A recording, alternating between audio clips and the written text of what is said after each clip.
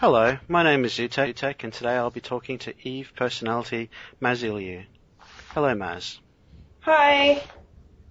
So, how did you begin playing Eve Online?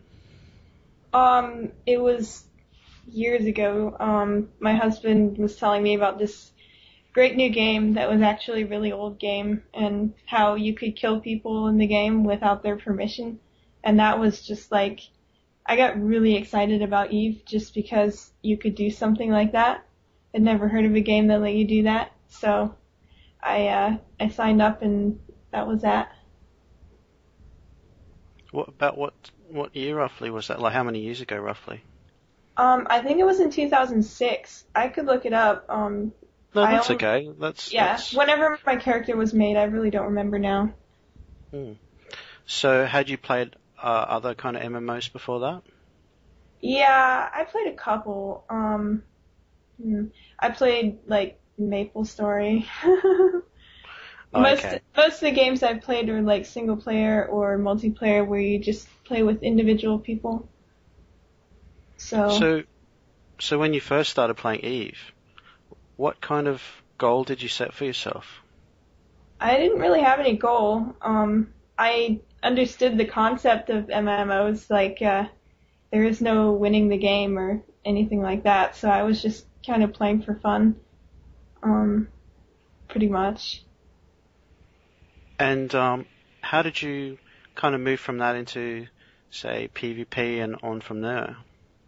Well, I was in like an Empire Mining Corp for a month, and then I saw this ad for Snigwaf, so I signed up, and I pretty much stayed in the same group till today. So, I was in Sniggerly and Pandemic Legion since forever ago.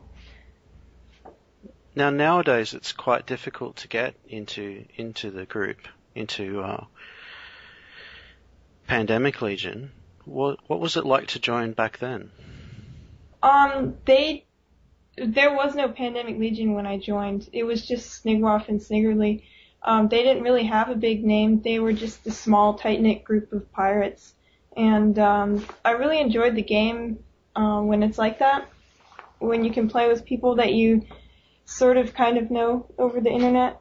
And there was a lot of killing ships going on and a lot of griefing and like people sending you hate mail and stuff like that. That was so much fun. Just the idea that you could play a game and you could just make people mad and that's part of the game is totally different for me. I loved it. So that kind of got you interested in the idea of griefing? Well, yeah, I mean, every game has griefing. Eve is not unique in this aspect.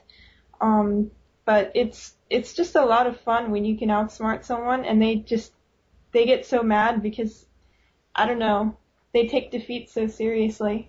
It makes you enjoy winning a lot more. So I mean, I know you say that appealed to you, but did you ever have it done to you? Oh yeah, lots of times. I got killed in ships, stuff like that. A few times I got ganked in a hauler. I remember the first time I ever died in Eve, I was in an Osprey and I was carrying literally all of my possessions, and I jumped into a low-sec system called Bossina, and I died horribly. I was really mad, but I realized that other people probably feel the same way, and that this is a really cool game if it can elicit these kind of emotions out of people. Now, I can imagine that as someone who's interested in griefing, you might have developed some relatively complex strategies for griefing people. I figure out things once in a while, different things that I could try. I don't know. Some of them are complex, most of them aren't. Okay. So what can you tell me about economic griefing? Let's see, that's kind of broad. Think of one example. Every time Pandemic Legion kicks out some Care Bear Alliance from their space, their outposts, they end up getting owned by us. And several times I would go around and I would advertise that I was buying anything for half of Jita price. So I ended up with a station full of 50% off junk that I could move to Empire and sell. That was pretty fun. Also, station management. I used to mess with the settings to try to tax people more and stuff like that. There wasn't really a lot you could do, but there are a few things you could do. It was kind of fun. Is there anything related to that? Have you ever set a line for yourself of the kinds of things that you think aren't kind of, how would you put it, reasonable to do to people in the game? I don't break the EULA and I don't break the law, pretty much. If it's not something that'll get me punished in some way, then sure, why not? Because it's just a video game. It's not like I'm robbing banks or anything. It's just like all this bad stuff in the video game. It's not real bad stuff, so I might as well just do it and enjoy it in this fake world. So, actually, moving on from there, when you talk about, say, griefing and the other things, there are so many myths about Pandemic Legion now. Why is that? I don't know, actually. It could be how it used to be really difficult to get into Pandemic Legion, and I remember seeing people that were trying to spy on us, and they were trying to get in, but they could not pass the recruitment process. Maybe it's something like that, how people don't have a view on the inside, and then this entity becomes more mysterious and maybe accumulates myths and legends. I really don't know. It's just my theory. Okay, and now another thing. Oh, hold on. Yeah? Sorry, this is my phone. That's okay. I'll just pause for a second. Oh, it's just a text message. Spam. Okay, keep going.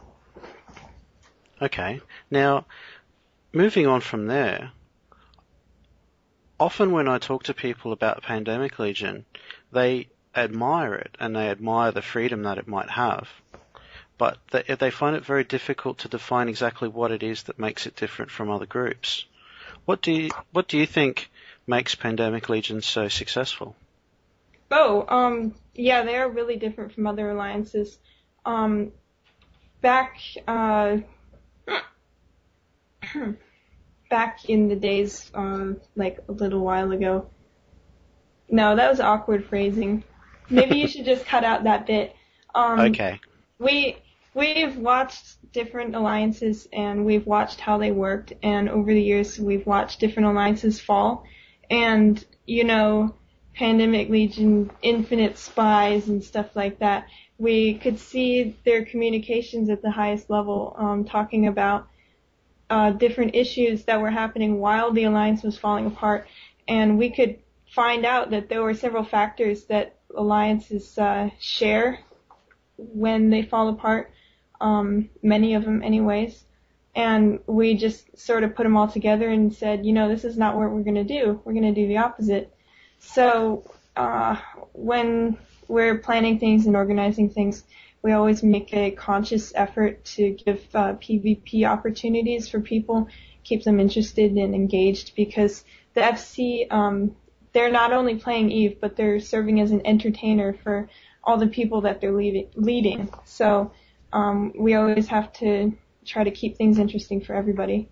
And if people don't get bored, they don't leave and they have fun. So that's really the basic stupid phone. Sorry. That's okay. I mean, but that's really the whole crux of the matter, getting people interested and keeping them engaged, and if they do that, then they don't leave. That's pretty much it. So the way you're described in public EVE forums, you're also considered to be connected to the spy network of Pandemic Legion. Is that true? Yeah. Yeah, pretty much. I'm not going to deny it. I kind of, yeah. So, if you know of the amount of effort that Pandemic Legion might put into, say, spying and other security or intel gathering efforts, how much time would you spend on gathering that within, say, a week? Is it a very It time? depends. It depends on what kind of week it is. Many weeks I spend zero time, and I've been spending zero time a lot recently. But when something's going on, I can spend an embarrassing amount of time doing this stuff. It's so interesting, and there's a huge technical aspect to it. So, I mean, yeah, it's really interesting stuff. So would you say it's a matter of finding quality, or that you have to sort through a large amount of material? Sorting through the material itself takes time, but it doesn't take as much time as you think, because just the way that communications are structured, the most interesting stuff is usually in the front anyways, so it's right there for you. Okay. A lot of time is spent just on the technical aspects of it.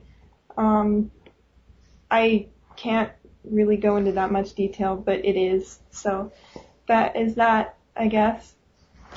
Okay, let's flip it the other way.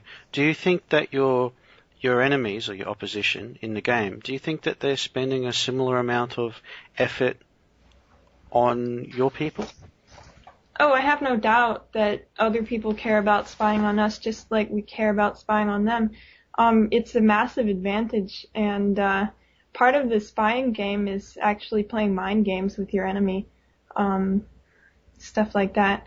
So the fact that people are having dedicated characters just to get into Pandemic Legion and trying all sorts of different stuff to rattle us, it really doesn't surprise me.